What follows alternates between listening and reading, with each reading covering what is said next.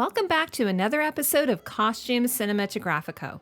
By popular demand, I'm going to be looking at the costumes of Game of Thrones resident weasel and scoundrel, Lord Petyr Baelish, otherwise known as Littlefinger. Careful for spoilers for all 6 seasons of the HBO series Game of Thrones, plus a bit from what we've seen so far in Season 7. Lord Petyr Baelish is Lord Paramount of the Vale, Lord of Harrenhal, and head of House Baelish, of which he is the only living member.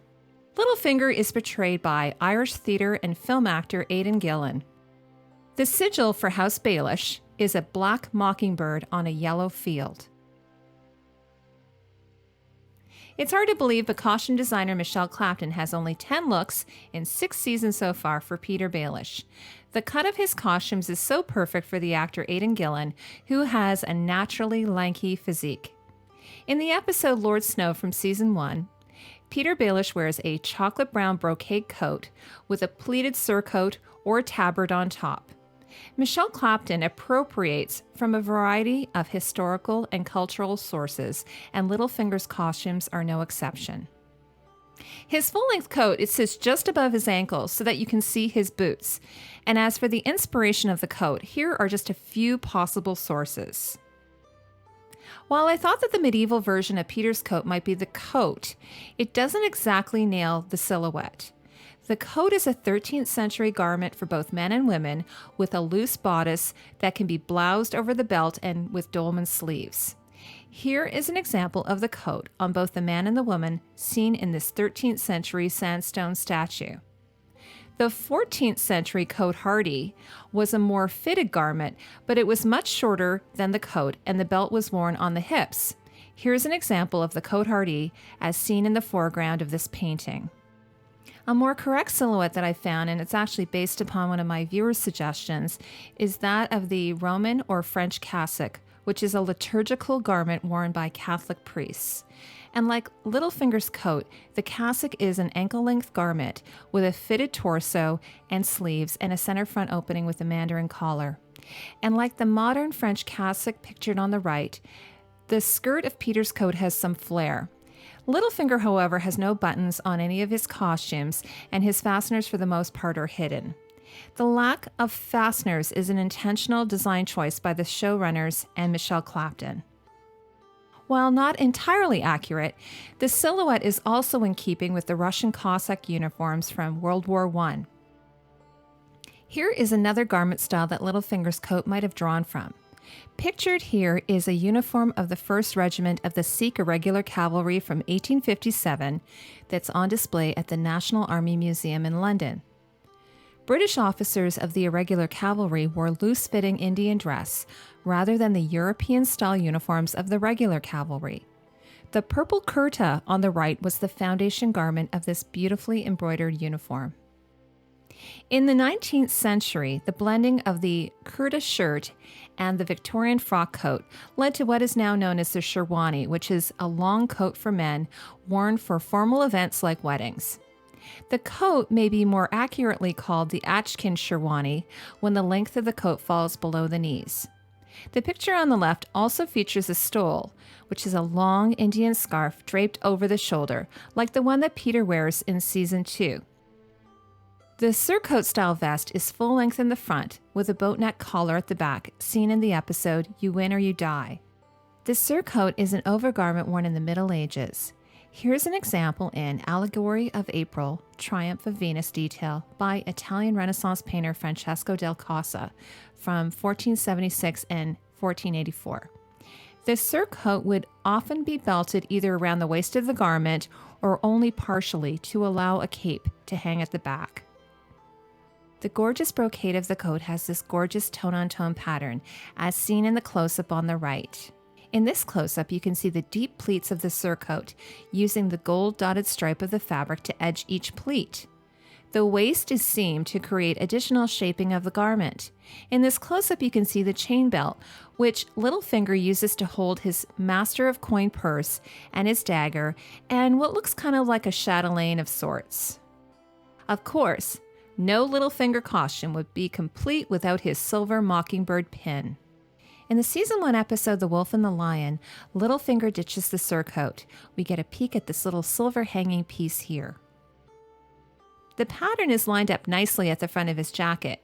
It takes more fabric and labor to do this type of costume construction, but it shows the level of quality in the costumes. In the episode Lord Snow, Littlefinger wears another tunic under the surcoat, made from golden brown shantung. It's cut exactly the same way as his other brocade coat. In this close-up of his coat during the tourney of the hand, you can see that the fabric has lots of natural slubs, a characteristic we see in shantung or dupioni silk fabric.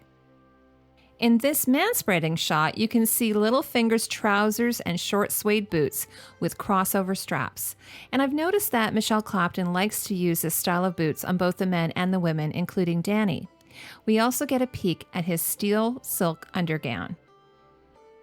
He has his coat open here, which gives us a better idea of his undergown, and you can see the placket of the coat. In a rare scene, Littlefinger wears just the undergown, where on his own turf he's able to let his guard down just a little. This paper silk gown is akin to a Japanese undergarment that you would wear under a kimono. The cut is asymmetrical as determined by the fashions of the court of King's Landing. Cersei wears a similar sleeveless version in the privacy of her bedchamber. In this on-set image from season 7, you can see the Chinese knot button closures made from the same silk as the undergarment. As a side note, it appears that the hair department have been dyeing the top of actor Aidan Gillen's hair black, creating a stronger contrast with his silvery gray sides. It kind of reminds me of Spider-Man's boss J. Jonah Jameson. In Season 2, Episode 1, The North Remembers, Michelle Clapton denotes a change in Littlefinger, saying, "It's also interesting to look at Littlefinger's journey. He started off very much as a courtier. He was always very organized with his little chain and his notebook, and then suddenly he actually stopped wearing the mantle." Here's a closer shot of the geometric motif on the coat. Michelle Clapton adds, "He had just little glimpses of turquoise beneath his costume, and the slit was cut slightly higher. Slowly you realize he ran brothels. His costumes just slowly becoming a little richer." And in this image from the Season 2 episode The Nightlands, we get a look at Littlefinger's turquoise undergarment. In the episode The Old Gods and the New, Littlefinger wears the same coat, except with a burgundy sash similar to the Indian stole that's fastened at the shoulder with his mockingbird brooch. On the left is another brown and bronze brocade coat, although it's a close likeness to his other one. Here is a close-up of the belt detail. Another thing I noticed is that his tunic sleeves always hang much lower than his jacket cuffs, slightly covering his hands. I'm sure there is some subtext to this. His belt looks like it might be made by the same metalsmith as Shae and Cersei's belts. One thing to note is that Littlefinger's collar is not a perfectly round stand-up Mandarin style. All of them come to a bit of a point at the shoulder. There is also a little dip in the collar at the center back seam. In Season 2, Episode 1, Littlefinger tries to influence Sansa in the same look. You can see his pouch hanging at the side, a perfect adornment for his costume since at this point he was the master of coin on the small council. He wears the same coat again in the Eyrie in the Season 4 episode Mockingbird.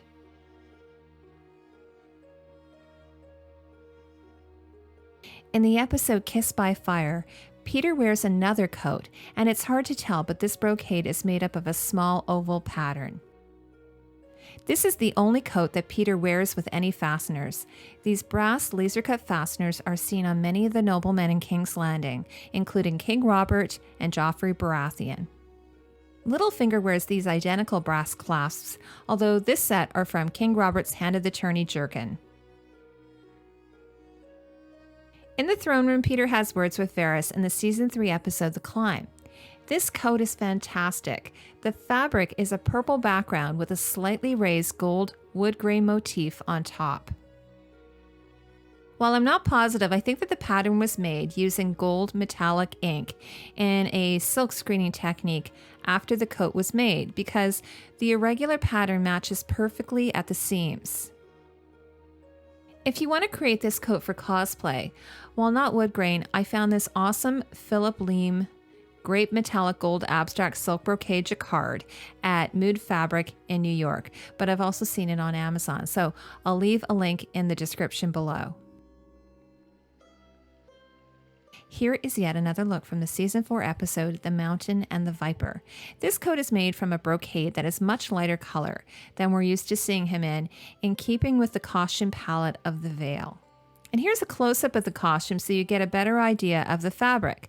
It's hard to tell, but there is a tracing of a heart done in a matching embroidery floss following the outline of the brocade pattern.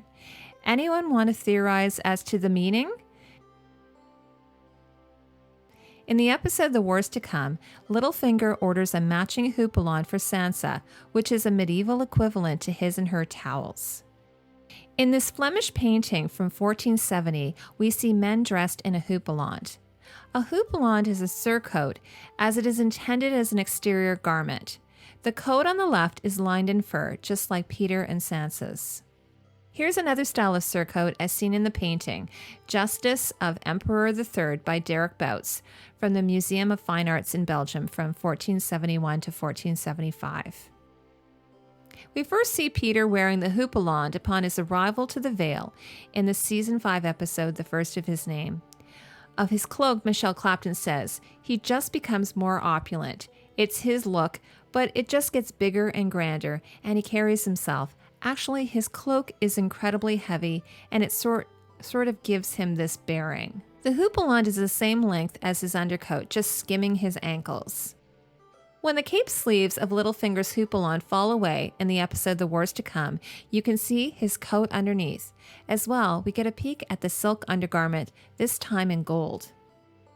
I mentioned this in another video, that while Sansa and Petyr's houppelandes are made from different fabrics, they have the same gorgeous gold brocade lining. It's actually the same fabric used to make Littlefinger's Season 4 coat.